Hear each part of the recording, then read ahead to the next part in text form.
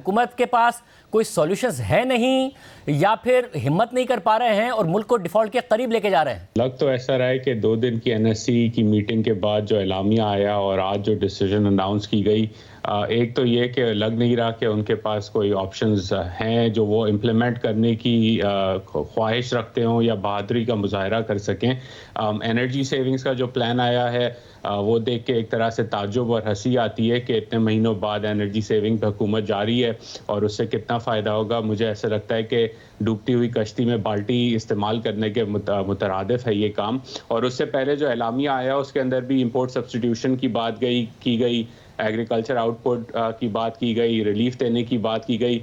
तो लगता है ऐसा है कि अभी तक हुकूमत बिलखसूस वज़ीर ख़जाना रैशनल इकनॉमिक पॉलिसी फॉलो करने से डर रहे हैं या कतरा रहे हैं, और जो इन्होंने बात की है उससे लगता तो ऐसा ही है कि IMF से मुज़ाकरात आगे जाना बड़ा मुश्किल लग रहा है इस वक्त। आप खाका नजीब साहब, आपने IMF से डील भी किया है, आप बताइएगा। हमने देखा तो यही है कि शौकत तरीन साहब कहते थे कि जी अच्छा मुआहदा नहीं किया डॉक्टर हफीज़ शेख ने, फिर मजीद सख्त शराइत माननी पड़ी, फिर मिफ्ता इस्माइल साहब को माननी पड़ी। अब डार साहब भी कह रहे हैं जब IMF की वक्त पर बात नहीं मानते हैं तो और ज़्यादा सख्त शराइत ही माननी पड़ती हैं। आपको क्या लग रहा है? शाहजेब साहब, मैंने ये दोनों प्रोग्राम्स जो IMF के हैं, करंट भी और 2016 का भी, जो कि द ओनली प्रोग्राम पाकिस्तान ने कंप्लीट किया, मैं इन दोनों में इन्वॉल्व। पहले तो ये समझ लें और कौम को थ्रू योर प्रोग्राम, बिकॉज माशाल्लाह it's one of the most watched programs, ये IMF की शराइत नहीं है। पाकिस्तान में गैस की कीमतों का तयन IMF नहीं करता। पाकिस्तान में ओगरा ने एक तयन किया है और आपको ये कहा है कि 1100 पर MMBTU आपकी कॉस्ट है, आप 650 ऑन दी एवरेज बेच रहे हैं। IMF से जब मैं बात करूंगा या करता था पाकिस्तान के बिहाफ पे, तो वो मुझे कहते थे डॉक्टर साहब बताइए इसका क्या करना है। तो मैं उनको यही कहता था कि 650 से 1100 का जंप तो मैं नहीं कर सकता, but I fairly agree with you कि ये फ्लो का लॉस रोकना है। और 1547 अरब रुपए का जो सर्कुलेट अब गैस में खड़ा हो गया है, इसको बढ़ने से हमें बचाना है। और मुझे ये बताना है कौम को कि 1/3 of the people who are well off in Pakistan get piped gas. जो बाकी सारी कौम है वो 7 गुना की कीमत पे या लकड़ियां चला रही है या LPG ले रही है। कीमत का तयन नेपरा ने किया। IMF आपको कह रहा है कि आपने जो पास ऑन करना है वो कर लीजिए, जितनी फिस्कल स्पेस है उसको आप जाकर दे दीजिए। अनटारगेटेड सब्सिडी नहीं, टारगेटेड सब्सिडी बिस्प के थ्रू दें, डेटा मौजूद है। IMF ये कह रहा है कि अगर आप अपनी एक्सपोर्ट्स को बढ़ाना चाहते हैं, आप अपनी इंपोर्ट्स को कर्ब करना चाहते हैं, तो एडमिनिस्ट्रेटिव मेजर्स आपने लिए हुए हैं, हम सपोर्ट कर देते हैं। चैप्टर्स 83, 84, 85 में आप कर लीजिए, बट ये भी तयन कीजिए कि जो realistic market based exchange rate है, जो आपने एक फंडामेंटल रिफॉर्म किया है, उस पर चलिए। इसका मतलब ये नहीं है कि मैं आज वीकन कर दूंगा अपनी करेंसी तो कल को फंडामेंटल्स और सेंटिमेंट जब मुल्क का चेंज होगा तो ये स्ट्रेंथन नहीं होगी। सो मैं IMF के साथ ये बैठ के एक हद तक डील कर लूंगा कि ये मेरे रेमिटेंसेस गिर रहे हैं और मुझे इसको तकवीत देनी है। IMF आपको ये भी कह रहा है कि PDL में अगर लॉस हो रहा है तो आप पैसे कहां से पूरे करेंगे। अगर आपने फ्लड मनीज देनी है तो वो कहां से पूरे होंगे। 33 मिलियन लोग डिस्प्लेस्ड हैं, वो कहां से पूरे होंगे। 28 दिसंबर के रिजर्व्स हैं शाहजेब भाई $5.6 बिलियन।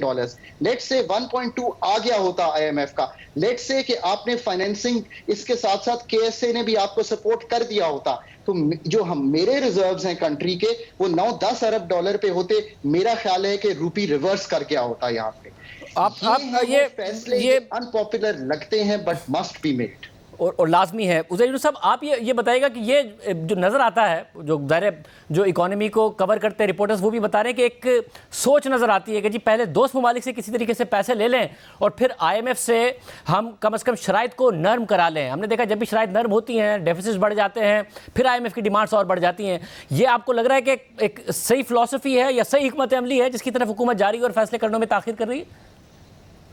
नहीं जी, देखें, इससे जो बड़ा इम्पैक्ट इस वक्त हुआ है, जो मुझे ख़तरा नज़र आ रहा है वो ये है कि जो करेंसी ओवर वैल्यूड रखी है डार साहब ने, रोक के जो रखी है डॉलर को, इससे प्राइसिंग जो है मार्केट के अंदर अक्रॉस द इकॉनमी डिस्टोर्ट हो चुकी है इस वक्त। तो जब ये डार पैक जिसे हम कहते हैं ये टूटेगा, और इस question of when not if, ये होना ही है, लाजमन है, आज नहीं तो कल, कल नहीं तो परसों, तो उससे एक और महंगाई की लहर इकॉनमी में जाएगी, क्योंकि डार साहब की इस पॉलिसी ने प्राइसिंग को डिस्टोर्ट कर दिया है पूरी मार्केट के अंदर। और ये जो हुकूमत हिकमत अमली अपनाई हुई है कि कहीं और से कैसे पैसे आ जाएंगे, देखें आम शहरी के अल्फाज में आप किसी भी बाजार में जाएं, किसी भी बाजार में एक शख्स जो है वो कर्जा लेता है और उस कर्जे की अदायगी या उसकी टर्म्स पूरी नहीं करता, तो बाजार में लोग उसे 1-2 दफ़ा तो या 3 दफ़ा तो कर्जा दे देंगे, चौथी या पांचवी दफ़ा मुश्किल टर्म्स एंड कंडीशंस लगा के ही देंगे या शायद ना दें। तो ये IMF का भी यही इशू है, KSA का भी यही इशू है, चीन का भी यही इशू है। जब आप रैशनल इकोनॉमिक पॉलिसी अबैंडन करते हैं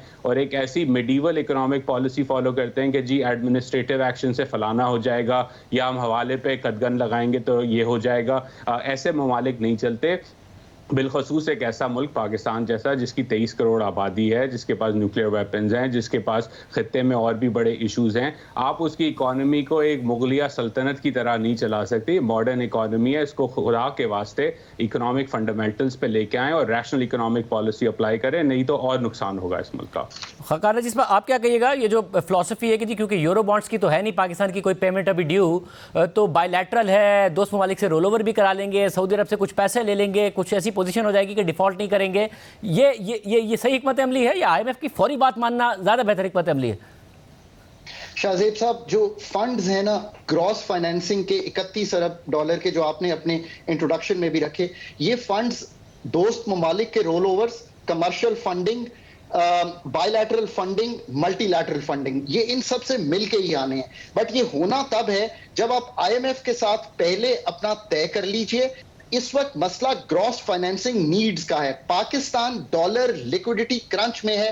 मैं 12 माह से ये देख रहा हूं और इसको ही सारी पार्टीज के गोश गुजार कर रहा हूं कि आप समझिए आपके reserves 12 Arab dollar in 12 months recede किए हैं। ये क्यों रिसीड किए हैं? बिकॉज आपके डॉलर इनफ्लोस टूट गए हैं। क्यों टूट गए हैं? बिकॉज आप फंड के साथ जब भी ये करते हैं तो लोग पुल आउट कर जाते हैं आपकी फाइनेंसिंग से। सो फाइनेंसिंग को बढ़ाइए। पर बात यहां खत्म नहीं होगी। फंड की जरूरत एक तो कॉम्प्लीमेंट किया, आपने अगले 3 साल में शाहजेब साहब 78 बिलियन डॉलर्स जो हैं वो अपने रीफाइनेंस करने हैं, एमोटाइजेशन में पे करने हैं, डेट पेमेंट्स करनी है।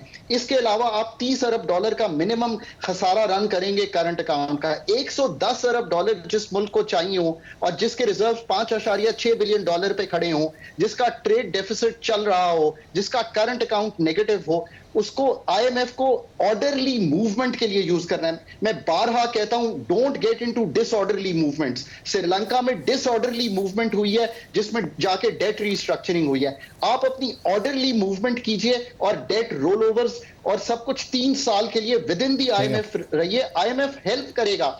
चाइना के साथ, वेस्टर्न कंट्रीज के साथ, बायलैटरल के साथ आपको ये करा देगा और आप खुद भी अपना यूज कीजिए। उज़ैर मुझे बताएगा कि पाकिस्तान की मईशत के हवाले से हमेशा ही बात होती है कि जी बड़े नाजुक दौर से गुजर रही है। अब 22 दफ़ा तो हम IMF के प्रोग्राम में गए हैं, बट आप दायरे बड़े करीब से नंबर्स को देखते हैं। आपकी नज़र में ये वाकई नाजुक में भी नाजुक तरीन लम्हा है पाकिस्तान की मईशत के लिए? इतने खतरनाक हालात कभी नहीं पैदा हुए?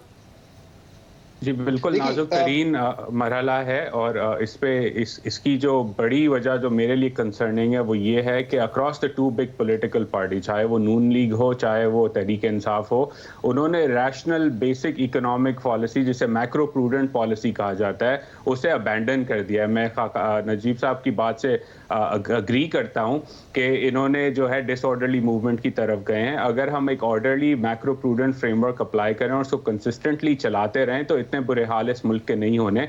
आज ही मैं देख रहा था कि तरीन साहब की प्रपोजल है कि जी हम अगर हुकूमत में आए तो ओवरसीज पाकिस्तानी ज़मीन खरीदेंगे तो पाकिस्तान की मईशत ठीक हो जाएगी। ये इसी तरह की लॉजिक है। एक तरफ हम रैशनलाइजेशन वाली बात कर रहे हैं, डार पैग लगा के बैठे हैं, दूसरी बड़ी पार्टी जो है वो कहती है ओवरसीज पाकिस्तानी ज़मीन खरीदेंगे तो मुल्क ठीक हो जाएगा। खुदा के वास्ते रैशनल इकोनॉमिक पॉलिसीज अपनाएं जो दुनिया भर के तमाम ममालिक चलाते हैं, उसे आप चलाएंगे 6-8 महीने मुश्किल होगी और पाकिस्तानी अवाम को बताएं कि ये मुश्किल हालात हैं और इस पे सबके ऊपर पेन डलेगा। डिसऑर्डरली मूवमेंट का पेन गरीब आदमी पे सबसे ज़्यादा पड़ता है महंगाई की सूरत में। तो इस पॉलिसी को अबैंडन करके अगर आप मैक्रो प्रूडेंट फ्रेमवर्क लगाते हैं for a long term, the economy will thrive. Pakistan की इकॉनमी में इतनी लचक है कि वो ग्रो कर सके, लेकिन क्योंकि हर 6-8 माह बाद कोई ना कोई वजीर अपनी तरह के कोई अजीब व गरीब पॉलिसी लगाने लग जाता है, तो फिर यही हाल होता है जो आज हम पाकिस्तान की मईशत का देख रहे हैं। तो मैं इसको जस्टिफाई करता हूं कि क्यों हम समझते हैं कि ये बहुत एक मुश्किल लम्हा है। यूक्रेन वॉर कोविड की after effects, commodity price shock, world की इन्फ्लेशन, ग्लोबल स्लोडाउन अगले 6 महीने का, पाकिस्तान के फ्लड्स, पाकिस्तान की इकोनॉमिक और पॉलिटिकल इंस्टेबिलिटी और पाकिस्तान की competence and capability level to deal with these policies.